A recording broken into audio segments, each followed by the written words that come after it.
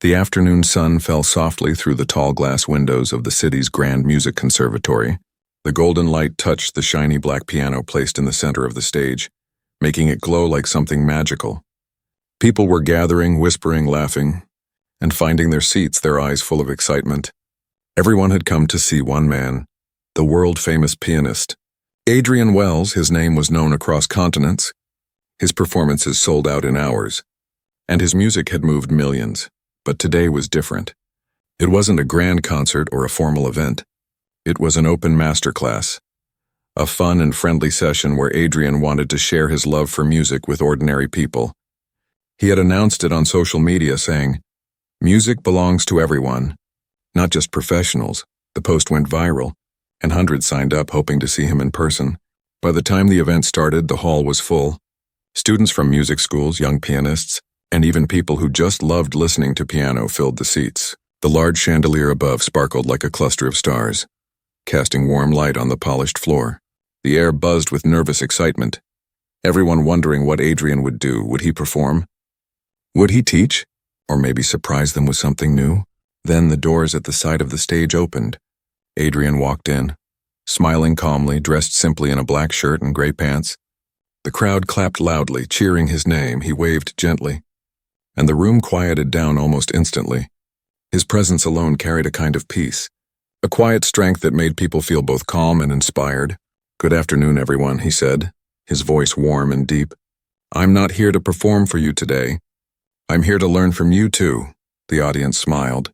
Not quite understanding what he meant, he continued, "Music isn't just about fame or perfection. It's about connection. It's about feeling something real." The words sank into the hearts of those listening. Adrian sat at the piano and played a few gentle notes. The melody was soft, like a breeze passing through a quiet forest. Then he stopped and turned to the crowd. "I want to do something fun," he said. "Would anyone like to come up and play? Just for fun, no pressure." A few people laughed nervously. Some looked away, afraid to be chosen. The idea of playing in front of a famous pianist felt terrifying to most. Adrian chuckled. "Come on, don't be shy. I promise I won't bite." The audience giggled, the tension easing a little. He added, "Music is not about being perfect, it's about being honest." Still, no one moved. Only the sound of a few whispers filled the air. People were waiting for someone brave enough to step forward. Among the crowd sat a woman named Clara. She was sitting near the back, holding her small handbag tightly on her lap. Her clothes were simple, a faded floral dress and an old cardigan that looked well loved. Her hair was neatly tied, though a few strands had escaped and fell softly against her cheeks. She wasn't a music student or a performer. She was just there because she loved piano. She had grown up listening to her mother play, but life had taken her away from that world long ago. As she watched Adrian smile on stage, something stirred inside her. It was a quiet feeling, like a whisper from the past. She looked at the piano and felt her fingers twitch slightly. Remembering the touch of ivory keys from years ago, her heart began to beat faster, not from fear, but from a longing she couldn't explain. Adrian looked around the room again, shading his eyes from the stage lights. "Anyone? Just one person," he said. "Don't worry about skill. Just share your sound with us." He smiled in the direction of the audience, scanning the rows, and then, almost without realizing it, Clara raised her hand. Her movement was small, almost uncertain, but Adrian saw it. "There," he said, pointing kindly. "Would you like to come up?" A few people turned to look at her, whispering softly. Some smiled politely, others frowned. Wondering what this plain woman could possibly do, Clara stood up slowly, her knees trembling a little but her eyes steady. Adrian gestured to her encouragingly, and the audience began to clap. It wasn't a big applause, more of a gentle wave of support, but it gave her courage. As she walked toward the stage, she could feel hundreds of eyes on her. Her heart pounded in her chest, but she kept walking step by step. Adrian met her halfway, offering his hand to help her up the stairs. "Welcome," he said softly. "What's your name?" "Clara," she replied in a shy voice. He smiled. "Nice to meet you, Clara. Take your time." She sat down at the piano, her hands resting quietly on her knees. The piano felt alive under her fingertips. Breathing softly like an old friend waiting to speak, the crowd watched closely, expecting something simple, maybe even funny. No one imagined that this quiet, ordinary woman was about to change the entire room. Adrian took a few steps back, letting her have the stage. He folded his arms and smiled, relaxed and curious. "Play whatever you feel like," he said kindly. Clara looked at him, nodded slowly, and then turned back to the piano. For a moment there was silence, complete and deep, and then her fingers touched the keys. What came next would silence the entire hall and move every heart inside it.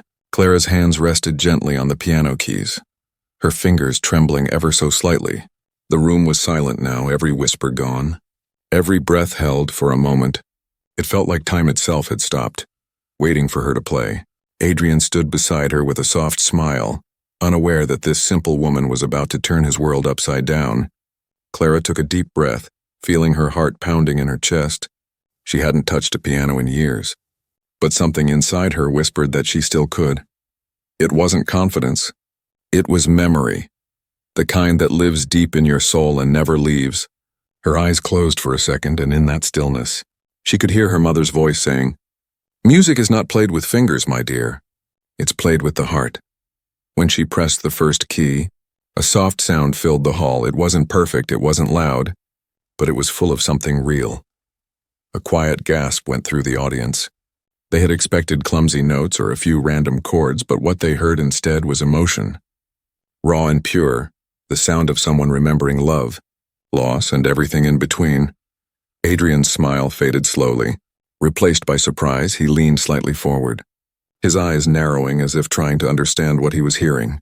The melody was familiar, hauntingly familiar. He recognized the rhythm, the flow, the emotion. It was something he had written long ago, yet no one else should have known it. It was his own composition, one he had never published, never performed publicly. It was a private piece, something from his youth. A piece he wrote when he still believed in dreams and innocence. The audience didn't know that, of course. They only knew they were witnessing something extraordinary. Every note Clara played seemed to tell a story, of childhood, of dreams forgotten, of love that time couldn't erase. Her fingers moved with grace and pain at the same time. Like someone reliving memories through touch, even her posture changed. The shy, quiet woman now looked like she belonged to the piano, like it was not an instrument but an extension of her own being. People in the crowd began to lean forward, their eyes wide, their mouths slightly open. Some students clutched their notebooks against their chest as if afraid to breathe too loudly. One young girl in the front row wiped tears from her eyes without even realizing she was crying. It wasn't just music anymore, and it was storytelling. It was truth. Something deeper than words was filling the room. Adrian took a step closer, almost in disbelief. How does she know this? He thought. He had written that melody when he was barely 20. Sitting alone in a tiny apartment, he had been heartbroken then. His teacher, Mrs. Langford, the one who had believed in him most, had passed away unexpectedly. That song was his goodbye, his grief. His love poured into notes, and yet here it was, being played decades later by a woman he had never met. As Clara continued, her face softened, her eyes half closed. It was as if she wasn't playing for the crowd or even for Adrian. She was playing for someone else, someone she missed, someone who had once sat beside her on a piano bench, guiding her tiny hands. Her fingers danced over the keys, tender and sure. The sound rose and fell like waves against the shore, carrying the ache of time and the beauty of memory. When she reached the final part of the melody, her hand slowed. Each note came out like a sigh, soft and full of emotion. Then the last key was pressed and silence followed, deep, heavy, almost sacred. No one clapped, not because they didn't want to, but because they couldn't. It was as if everyone had forgotten how to move, how to breathe. Adrian looked at her with eyes full of confusion and awe. He walked closer and said quietly, "Where did you learn that piece?" Clara looked up, a shy smile touching her lips. "My mother used to play it when I was little," she said softly. She said it was written by one of her favorite students. "A boy who played with too much heart." Adrian froze, his throat tightening. He knew exactly who she was talking about. "Your mother's name," he whispered, his voice trembling slightly. "What was it?" "Mrs. Langford," Clara replied, looking down with affection in her eyes. Eleanor Langford. The name hit him like a bolt of lightning. His heart pounded, his memories flashing before him. The small classroom, the warm hands guiding his fingers, the laughter when he missed a note, the kindness that shaped his music forever. He had spent years believing no one remembered her. that her legacy had ended quietly. But now, sitting beside him was her daughter, carrying that same spark, that same soul. The woman who had taught him how to feel music had passed her gift to her child. For a long moment, Adrian couldn't speak. He simply stared at Clara, tears forming in his eyes. Then he smiled, a genuine, broken smile filled with gratitude and disbelief. "Your mother," he said softly. "She changed my life." Clara smiled back, her voice trembling but strong. "She said the same about you." The audience watched, their hearts pounding. They didn't know the full story, but they felt it. Something rare and powerful was happening before them. Adrian placed his hand gently over hers on the piano. "Would you play that again?" he asked, his voice almost a whisper. Clara nodded, and as her fingers touched the keys once more, the world outside seemed to fade away. Only music remained, alive and eternal, connecting past and present, teacher and student, mother and child, through the sound of a single piano. The audience sat in stunned silence as the melody faded into the air. It was as if everyone in the hall had just witnessed something sacred, something too beautiful to be real. No one spoke, no one clapped, not even a whisper was heard. Only the sound of the piano's echo lingered softly, like the heartbeat of a moment refusing to die. Clara slowly lifted her fingers from the keys. Her hands trembling, she didn't look at the crowd. She didn't even look at Adrian. She was lost in the music. In the memory of her mother's gentle voice, it was as if time had folded back, bringing her childhood right before her eyes. Adrian stood beside her, speechless, his mind spinning with disbelief. He had spent years performing in the biggest concert halls, playing before kings and presidents, but never, not once, had he felt something so raw, so real, so human. He looked at Clara, this ordinary woman with no fame, no stage experience, yet she had moved the world with her touch. When she finally looked up, her eyes met his, and something unspoken passed between them. It wasn't words. It was understanding, the kind that only two souls who have felt the same loss could share. Adrian cleared his throat, trying to steady his voice, but emotion still shook it slightly. "Your mother," he said softly. "She was the one who taught me how to listen. Not just to sound, but to silence," Clara nodded, her eyes glistening. "She always said you were special," she whispered.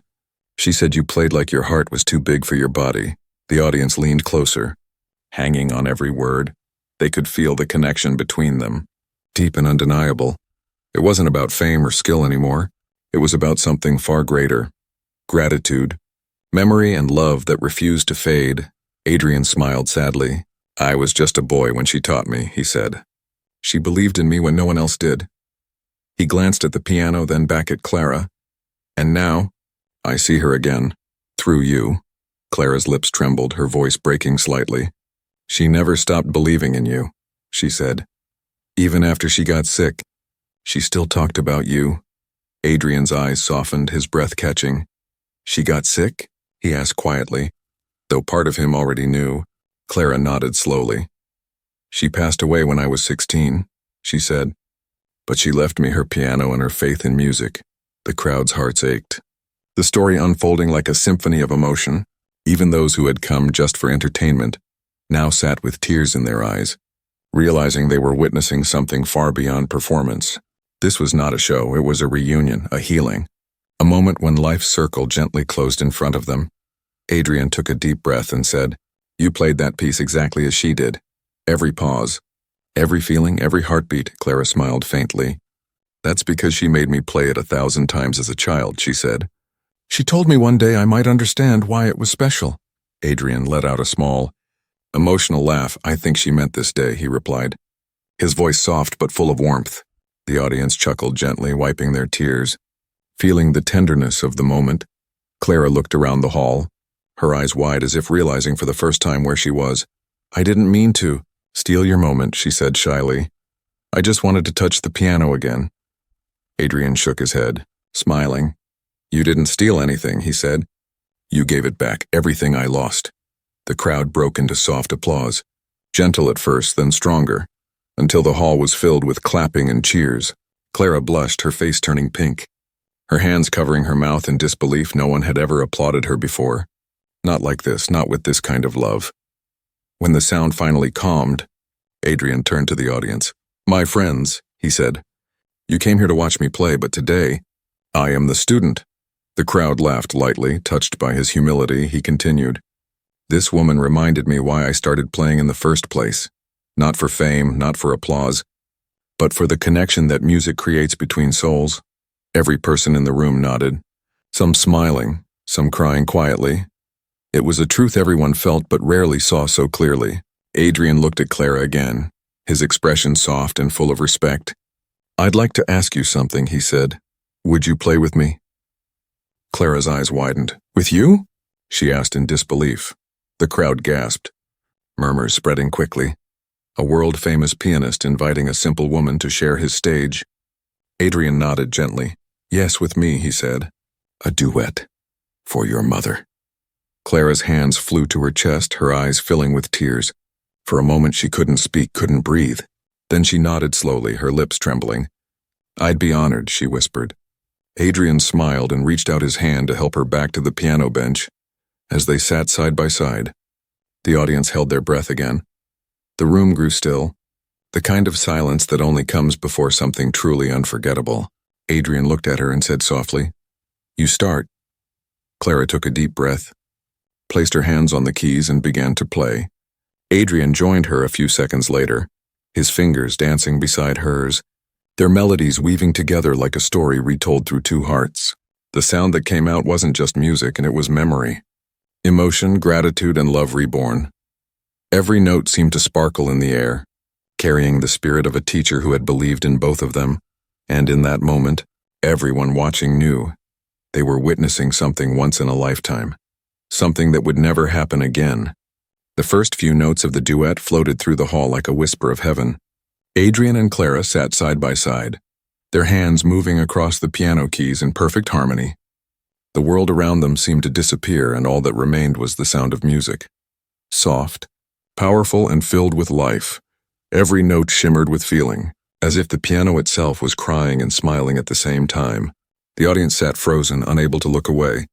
They weren't watching two people anymore. They were witnessing something beyond human understanding. Adrian, the world-famous pianist known for his flawless skill and elegance, now played not with pride but with heart.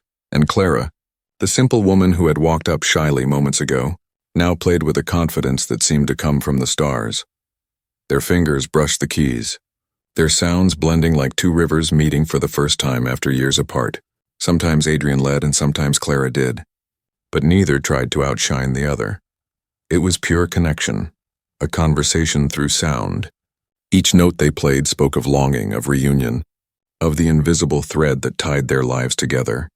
Adrian's mind was racing as he played, but his fingers moved effortlessly. It was like the music was leading him somewhere.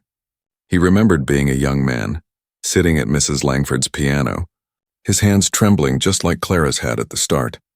He remembered how she told him, "Adrian, you play beautifully, but one day, you'll learn to play truthfully." And now, after all these years, he finally understood what she meant. Clara's eyes stayed closed most of the time, her face peaceful. She wasn't thinking about the crowd or the cameras or even Adrian. She was thinking about her mother, about the days she'd sit under that old piano bench, listening to her mother's music fill their small home.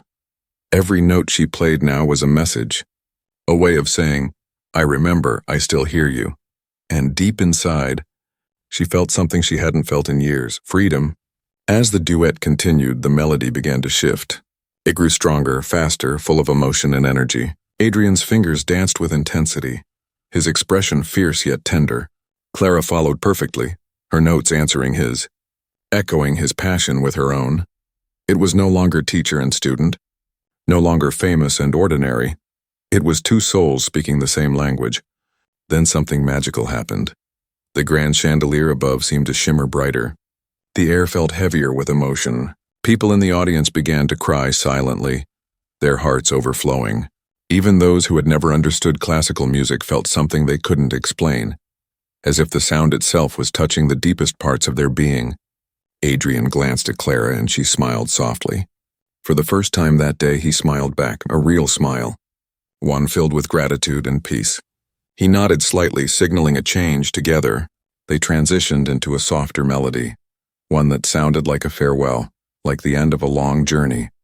It was the same ending Mrs. Langford had once written in her teaching notes, but no one had ever played it in public before. Adrian's heart swelled as they reached the final bars. Each note felt like a goodbye, not to the audience, but to regret, to loss, to everything left unsaid. Clara's hands trembled slightly, her breath catching as she played the last few notes her mother had once taught her. The final chord came out like a sigh, gentle and pure, echoing through the hall like a heartbeat fading into eternity. Then, silence. A silence so deep that even the faint hum of the lights seemed too loud. No one dared to move, afraid that the moment would vanish if they did.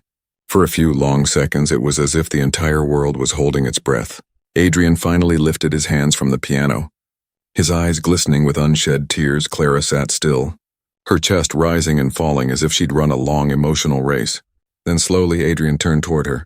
"Your mother would be proud," he whispered. His voice breaking, Clara smiled through her tears. "She's here," she said softly. "I can feel her." The audience couldn't hold back anymore. The hall erupted into thunderous applause, echoing off the walls like waves of gratitude and love. People stood from their seats clapping, cheering, crying, some even holding their hearts as if the music had touched something fragile inside them. Adrian and Clara both stood, still overwhelmed, still trembling from what had just happened. He took her hand and lifted it high in the air like a champion's. "She's the real musician," he said into the microphone. Smiling proudly, the crowd cheered even louder, chanting her name, Clara. Clara, Clara, Clara looked around, still in disbelief, her tears glistening under the stage lights. For the first time in her life, she wasn't invisible. She wasn't just the quiet woman from the back row anymore. She was a symbol of something greater, proof that music, love, and truth never die. They just wait to be played again. As the applause continued, Adrian leaned close and said quietly, "Would you do something for me?" Clara turned to him, her expression curious. "What is it?" she asked. He smiled gently. "Play her piece again," he said. "Just you this time." Clara's eyes widened. "Me? Alone?" she whispered. Adrian nodded. "Yes, alone. This time, let the world hear her voice through yours." She hesitated for a moment, her hands shaking, then she nodded slowly, took a deep breath and sat back down. The audience fell silent again. Adrian stepped back, letting her have the stage entirely. Clara closed her eyes and placed her fingers on the keys. When she began to play again, the sound was even more beautiful, more honest, more alive. It wasn't just music anymore. It was her mother's spirit, her own heart, and the power of love all coming together. And as the final note faded, the audience rose once again, clapping not just for a performance but for a miracle. The thunderous applause slowly faded, but the emotions in the hall still hung thick in the air. Clara sat at the piano, her fingers resting softly on the keys, as if afraid that lifting them would break the magic she had just created. Adrian stood nearby, watching her with eyes that shimmered under the golden stage lights. He had played for kings, he had been praised by critics, but nothing in his long, celebrated career had ever moved him the way this moment did. When the last claps finally died down, Adrian took a slow step toward her. His voice was soft but filled with a strange mix of awe and confusion. "Clara," he said quietly, "that melody, your mother taught it to you?" Clara looked up, still catching her breath, her face glowing with emotion. "Yes," she said. She said it was a song written by one of her most gifted students, someone she believed would one day change the world through music. Adrian's heart skipped a beat, his throat tightening. He felt his chest grow heavy as memories began to surface. His first piano lesson with Mrs. Langford, her gentle encouragement, her laughter when he made mistakes, and the way she always told him, "Music isn't about showing off. It's about sharing what's inside you." He swallowed hard, trying to keep his emotions in check, but his voice trembled when he spoke again. "Clara," he said, "that student was me." The crowd gasped quietly, a wave of shock and wonder rippling through the hall. Clara blinked in surprise, her mouth opening slightly as she tried to process what he had just said. "You?" she whispered, almost not believing her ears. Adrian nodded slowly, his eyes glistening with tears. "Yes. Your mother was my first piano teacher," he said. "She's the reason I ever became who I am." For a few moments, neither of them spoke. Clara stared at him, her hands covering her mouth, her eyes wide with emotion. She had grown up hearing stories about this mysterious young student her mother adored so much. Her mother had described him as a boy who played as if he could feel every heartbeat in the world. And now, standing in front of her, that same boy was a world-famous pianist, the man everyone came to see tonight. Adrian took a deep breath and continued, his voice trembling slightly. When your mother passed, I didn't even know, he said quietly. I was on tour, lost in the noise of my own success. He looked down, guilt flickering in his eyes. I always meant to visit her again, to thank her properly, but time just kept passing. He paused, his voice breaking. And then I heard she was gone. Clara's eyes softened, her heart aching for the pain she could see in him. She never blamed you, she said gently. She was proud of you every single day. Adrian looked up, surprised. She talked about me? Clara nodded with a tearful smile. All the time, she said. She said you had the kind of heart the world rarely sees, that even if life hardened you, music would always bring you back. The crowd listened silently, completely drawn into their conversation. It was no longer a performance. It was a confession, a story of loss, love, and redemption unfolding in real time. Adrian smiled faintly, his voice barely above a whisper. She was right, he said. Tonight your music brought me back. Clara wiped her eyes, laughing softly through her tears. She would have loved to see this, she said. Her two students playing together, her favorite melody alive again. Adrian chuckled lightly, shaking his head. She would have corrected our timing at least twice, he said with a grin. The audience laughed gently, breaking the tension, the mood lightening for a moment, but inside, both of them were still trembling from the weight of what had just been revealed. Adrian turned to the crowd, his voice clear and heartfelt. I want everyone here to know something, he said. This woman didn't just play beautifully tonight. She carried the soul of my teacher. The woman who taught me everything I know? The audience began to applaud again.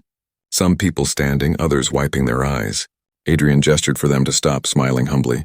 Please, save your applause for her and her mother, he said softly. They're the real musicians tonight. Clara looked down. Her cheeks red with emotion, she whispered. I don't deserve this. Adrian shook his head gently. You deserve everything, he said. You reminded me why I fell in love with music in the first place. He turned to the piano again and ran his fingers softly along the edge of the keys. This melody, he said, was something I wrote for your mother when I was 17. Clara's eyes widened again. You wrote it? For her? He nodded, smiling sadly. It was my way of thanking her for believing in me. He paused, looking at Clara warmly. And now you've brought it back to life, even better than I ever could. The audience erupted into gentle clapping again, touched by the beautiful circle of life and art that had just unfolded before them. Clara stood there, overwhelmed, trying to hold back tears. She whispered softly, I think she wanted this moment to happen. Adrian nodded slowly. Yes, he said. She always said that music finds its way home. He placed his hand over his heart, closing his eyes for a second. She must be smiling right now, he murmured. Clara looked up toward the ceiling, as if her mother were somewhere above watching them. She's finally hearing her song played the way she always dreamed, she said softly. Then Adrian turned back to the piano. I think we owe her one last performance, he said gently. Clara smiled through her tears. Together? Together, he said, sitting beside her again. The lights dimmed slightly, the audience holding their breath once more.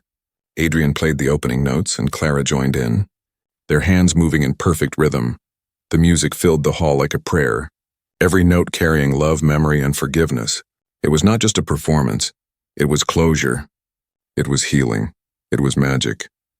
And as the last note echoed through the hall, the audience stood once again, clapping, crying, shouting their names. But Adrian and Clara didn't hear any of it. They simply looked at each other, smiling, knowing deep down that somewhere Mrs. Langford was listening too, and she was proud. The hall was still trembling with applause when Adrian and Clara finally stood. Their hearts beating fast, they bowed together, their hands still linked, both of them smiling through tears. It wasn't the kind of applause that comes from excitement. It was the kind that comes from love, from gratitude, from being part of something bigger than yourself. People didn't just clap with their hands, they clapped with their hearts. As the crowd began to settle, Adrian took a step forward, his eyes shining under the lights.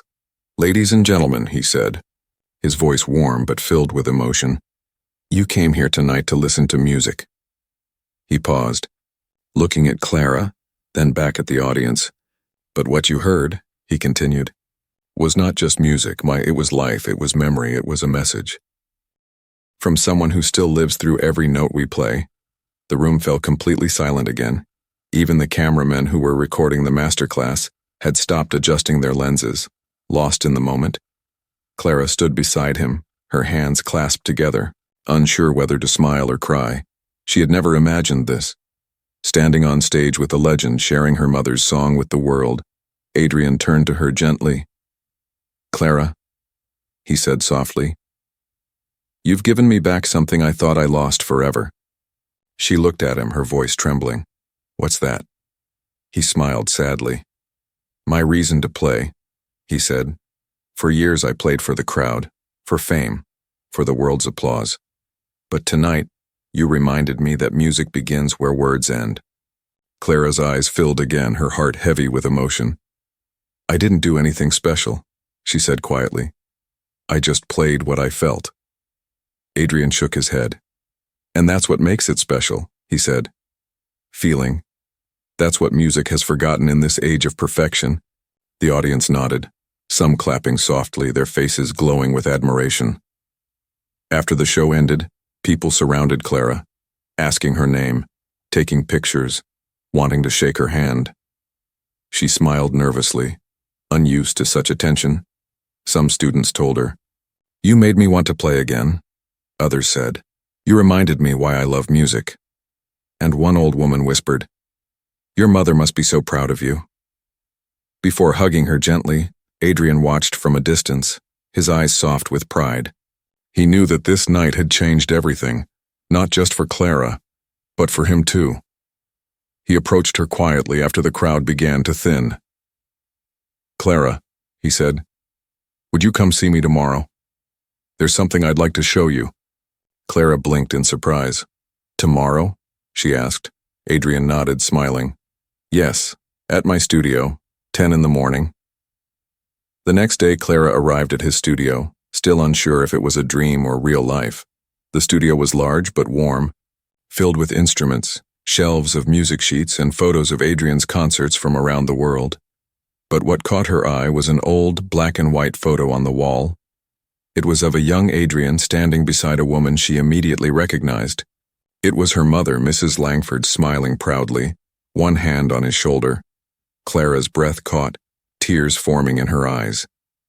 "She kept that photo too," she whispered, "in her old piano room." Adrian turned toward her, smiling softly.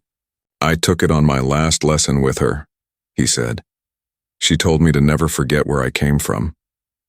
He walked over to a drawer and carefully took out an old folded sheet of music. "I want you to see this," he said, handing it to her gently. Clara unfolded it slowly, her eyes widening as she read the title. "The Song of Eleanor." Her mother's name, written in Adrian's handwriting. She looked up, speechless. "I wrote this the day she passed," Adrian said, his voice quiet. "It was my way of saying goodbye." Clara traced the faded notes with her fingers, her tears dripping softly onto the paper. "It's beautiful," she whispered.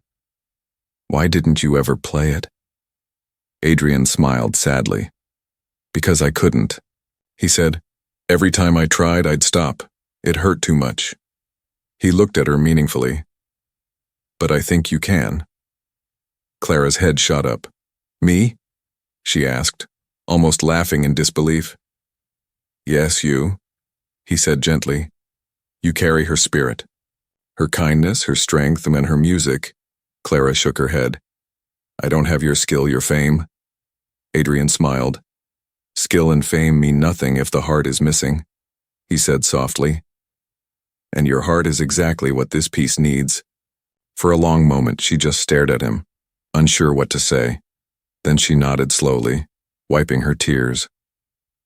"I'll try," she said.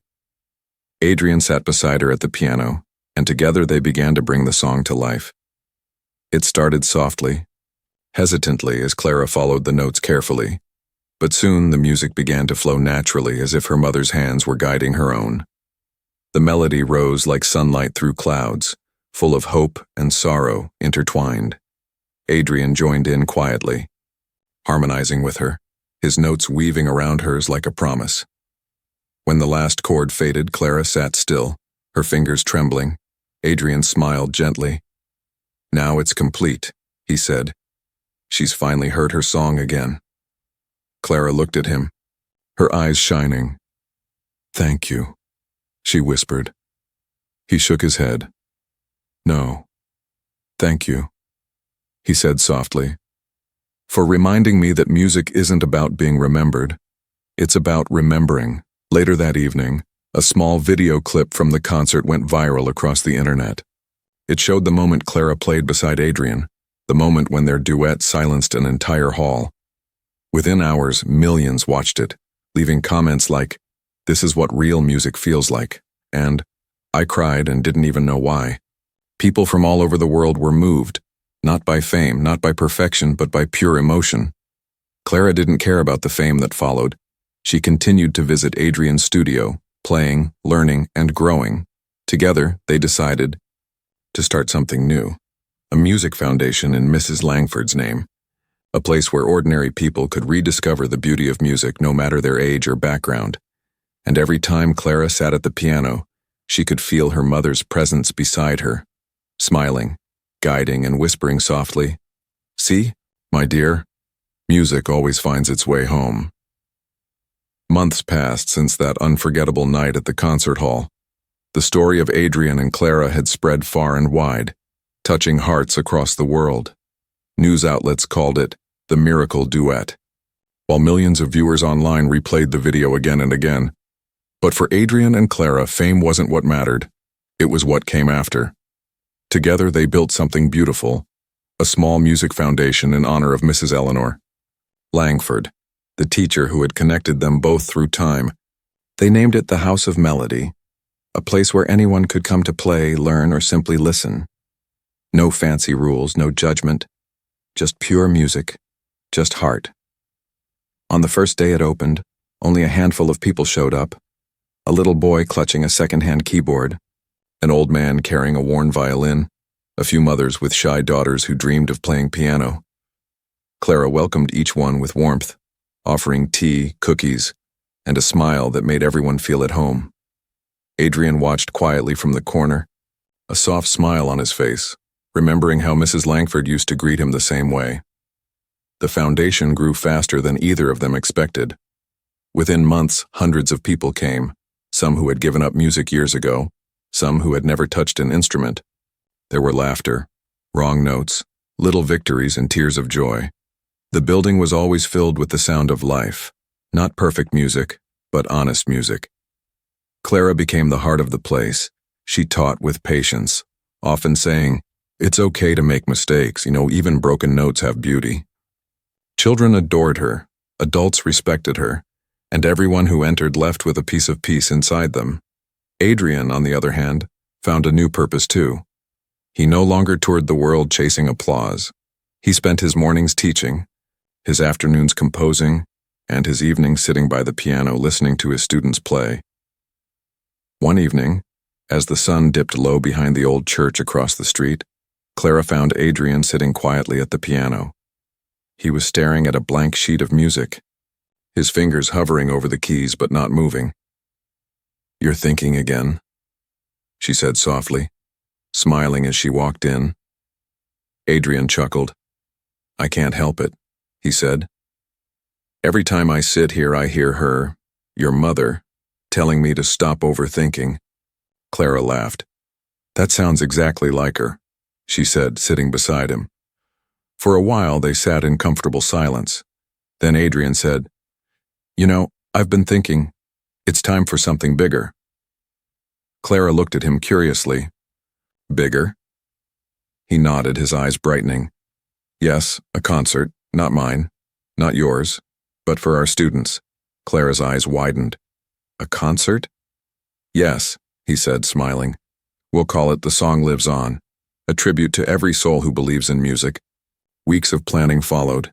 The students practiced day and night, the walls of the House of Melody echoing with melodies of hope. Clara helped the children overcome stage fright, while Adrian composed a special finale piece just for them. The entire community joined in, parents, neighbors, even strangers who had once been moved by the viral video. Finally, the night of the concert arrived. The town's small theater was packed, not with celebrities, but with ordinary people eager to feel something real. Soft golden lights glowed on stage, the same kind of warmth that had filled the grand hall months before. Clara stood backstage, her heart pounding, watching her students take their positions. Adrian came up behind her, placing a reassuring hand on her shoulder. "They'll be fine," he said softly.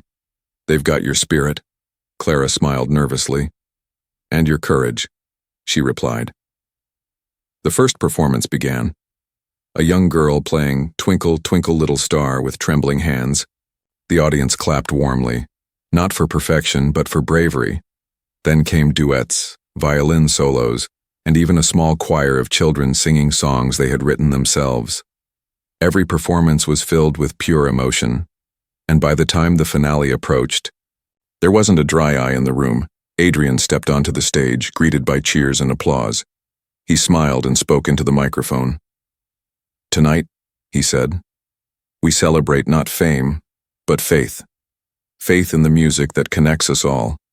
He gestured to Clara, who walked onto the stage, greeted by a standing ovation. Her students clapped for her proudly, shouting, "Miss Clara! Miss Clara!" She laughed shyly, wiping her eyes. Overwhelmed by the love surrounding her, Adrian sat at the piano and began to play the opening notes of The Song of Eleanor.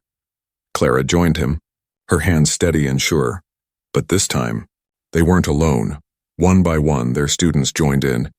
A violin, a flute, a soft drum beat, a child's small voice humming in the background. The music grew and grew, until the whole stage seemed to glow with harmony. It was as if every soul in the room was playing together, heart to heart, note by note. The final note lingered, gentle and pure. Then silence, the kind of silence filled with meaning. Adrian looked at Clara, smiling. "She's here again," he whispered. Clara nodded, her voice soft but full of certainty. "She never left," she said. The audience rose to their feet, clapping, cheering, crying. People shouted words like beautiful and unforgettable. "And this is what music should be." Adrian and Clara bowed, surrounded by their students.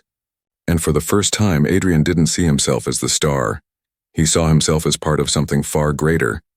Later that night, when everyone had gone home, Clara stayed behind, sitting alone at the piano. She played softly in the dark, her eyes closed, feeling her mother's spirit beside her. Adrian entered quietly, carrying 2 cups of tea. He didn't say anything, he just sat beside her listening, and in that quiet, under the soft glow of the moon, they both knew. What started as a simple invitation to play for fun had become something that changed their lives forever. Weeks had passed since the concert, yet the sound of that final song still echoed in people's hearts. The town had never seen such unity, such emotion, such magic in one night. Children still hummed the melody as they walked to school. Old men whistled it as they fixed their gardens. And in every home where someone had once lost hope, that tune brought a quiet smile back. At the House of Melody, things had changed forever. The music school that had started as a small dream had now become a sanctuary. People traveled from distant towns just to feel the warmth that place carried. Clara greeted every visitor the same way, with tea, a smile, and the same words her mother once said. Music is not about being heard, it's about being felt. Adrian visited the school almost every day. He no longer cared about interviews, fame, or awards. He had found something greater than applause, peace when he sat at the piano now. His fingers no longer chased perfection. They danced freely, like they had finally found their home again. One morning, Clara arrived early before the students came. She walked into the quiet practice room, sunlight spilling through the curtains. She sat at the old grand piano, the one Adrian had donated from his personal collection. The keys were slightly worn, but they glowed beautifully under the morning light. She touched them gently and smiled, whispering, "Good morning, Mama." As she began to play softly, she heard footsteps behind her. She turned, and there was Adrian, carrying a small envelope in his hand. "You're early," she said with a grin. He smiled. "I could say the same about you." He walked closer and handed her the envelope. "What's this?" she asked curiously. "Just open it," he said, his eyes twinkling. Clara carefully opened the envelope. Inside was a single piece of paper, a letter. Yellowed with age, the handwriting was neat, familiar and full of warmth. Her breath caught as she realized whose it was. "It's from her," Adrian said softly. "Your mother gave this to me before she passed, but I never had the courage to read it until now." Clara's hands trembled as she unfolded the letter. Her eyes filled with tears as she began to read, her mother's words speaking from the past.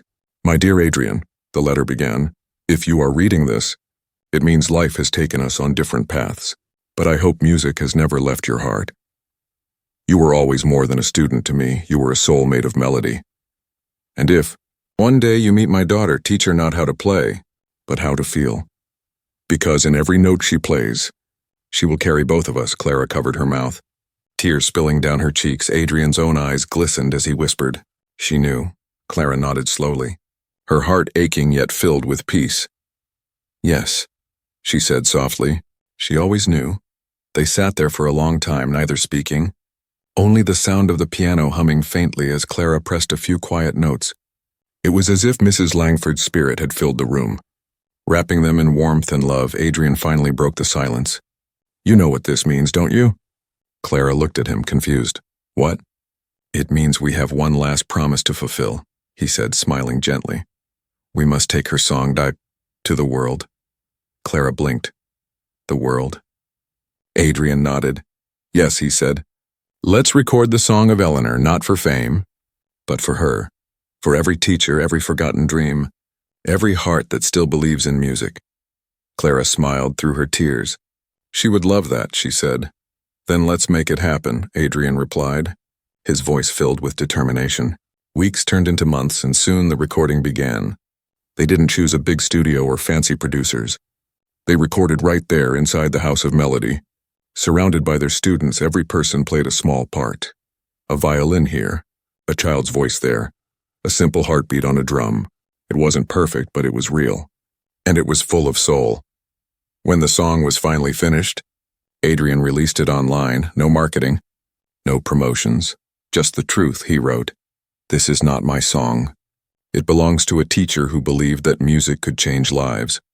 Within days, the song spread across the world like wildfire. People from every country listened, shared, and wept.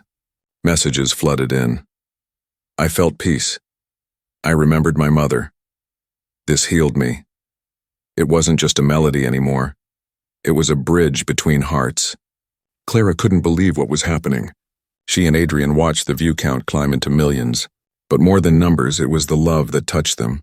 One message stood out. A young boy wrote, "I wanted to quit music, but this song made me stay." Clara read it aloud, her eyes full of tears. Adrian smiled softly. "Then her mission is complete," he said a few months later. They decided to hold one last tribute concert. But this time, not in a grand hall, not in a theater. They played it in the garden behind the House of Melody. Under the open sky, lanterns hung from the trees, glowing gently in the night. Families, students, and strangers gathered, sitting on blankets holding candles as Clara played the first note. The wind whispered softly, rustling through the trees, and somewhere in the distance it felt like a voice, calm, gentle, proud, and was saying, "Well done, my dear ones." The music floated into the night, wrapping around the stars. When the final chord ended, Clara looked up at the sky, her eyes shimmering. She smiled, whispering, "We did it, Mama." Adrian placed his hand over his heart, closing his eyes, and for the first time in years, he felt completely at peace. The crowd stood silently, holding their candles high. There was no applause, no cheering, just quiet respect, just love, because everyone understood, deep inside, that this wasn't an ending. It was the beginning of something eternal. The music of one teacher, one student, and one daughter, living on forever.